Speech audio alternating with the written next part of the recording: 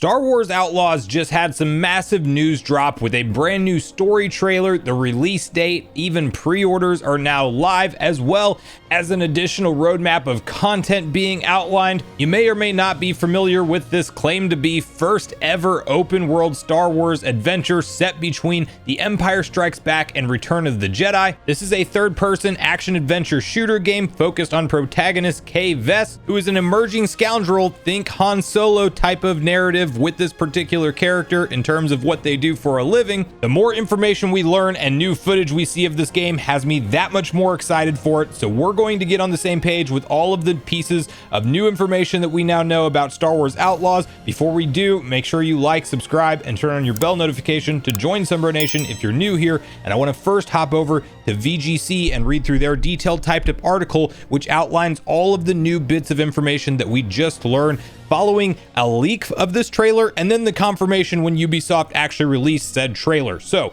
Star Wars Outlaws gets a new story trailer and release date as pre-orders go live. The open world game will be released in August, and its DLC will include 2 narrative expansions. Following a recent leak, the trailer confirms that the game will be released on August 30th, 2024 for PS5, Xbox Series X and S, and PC. However, players who choose to purchase the game's newly revealed Gold or Ultimate editions will receive 3 days of early access in addition to digital goods, including the game's season pass. Pre-orders for the game launched today. Customers who pre-ordered Star Wars Outlaws will receive the Kessel Runner bonus pack, which includes cosmetics for protagonist Kay Speedrunner and her ship, the Trailblazer. You can then see an official breakdown of what each version of the game comes with over on Ubisoft's official website, where you can see the standard edition just includes base game and the Kessel Runner bonus pack for $69.99. The gold edition gets both of those things, including 3-day early access and the season pass, and that will run you $109.99. Then the ultimate edition has all of that plus the Rogue Infiltrator bundle,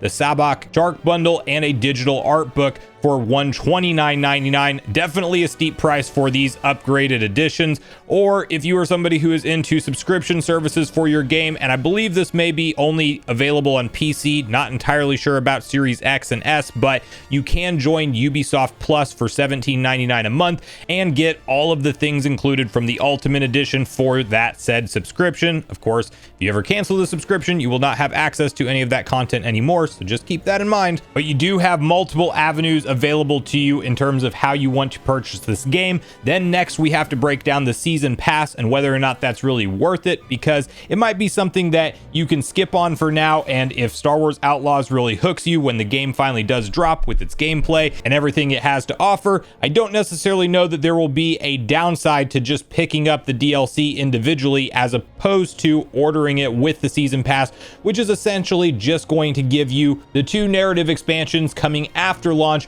It will include a day 1 exclusive mission with Jabba and additional cosmetics for Kay and Nix. So it sounds like that's kind of the bonus portion, and the narrative expansions you're going to be able to purchase individually after the game launches if you would like. Now, the new story trailer they dropped for Star Wars Outlaws really does a nice job of setting the tone for what kind of adventure we're going to be on here. This is Scoundrel Land, Han Solo vibes all the way. You're a smuggler, you're going to be dealing with very shady characters, of course, including Jabba the Hutt amongst many others. The visual fidelity of the cutscenes is definitely top notch. It's weird to say the term next gen since we are so far into this current generation of consoles, but it seems like this is a next gen open world game from the looks of things. We already had about 9 months ago a detailed look at the gameplay that Star Wars Outlaws has to offer. That's really when my interest got piqued in this title, but now being reminded at just how beautiful this game looks with the new story trailer, my interest is piqued once again. I think they did a good job of kind of showing off a roster of different characters that we hadn't seen very much up to this point in time,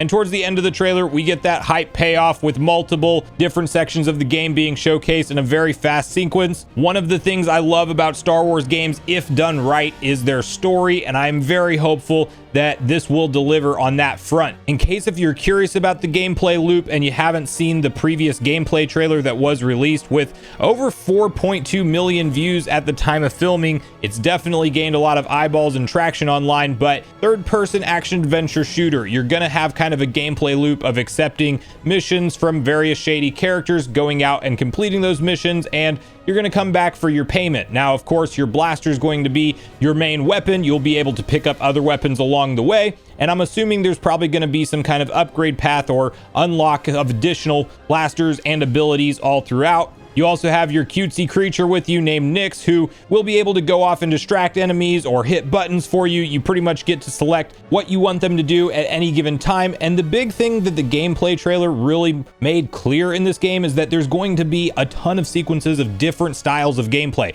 At some points, you're going to be kind of sneaking around in a more stealth environment, third-person shooter style. Then you're going to get into those intense battles where you're taking cover, you're looking for what's around you, you're trying to reload your weapon in time, you're trying to find weapons around you to blow up multiple hordes of enemies that are coming at you. And then you're also going to be on speed racers, actually interacting with enemies by shooting at them, dodging things, getting out of harm's way. You're going to go into entirely new towns and settings seamlessly from what I can tell. And the big thing that blew me away is the transition from ground to space. Now, there is clearly a hidden loading screen, if you will, where it looks like you're ascending through the clouds, and it's essentially doing the loading of the space environment in the background until you emerge and you have an entire spaceship shooter game to also be enjoyed here. This gameplay loop and combat style looks very enticing to me, not to mention the variety of environments that we are expected to traverse in this open world adventure, because in true Star Wars fashion, it's pulling from the various different type of planets you would see in any movie, with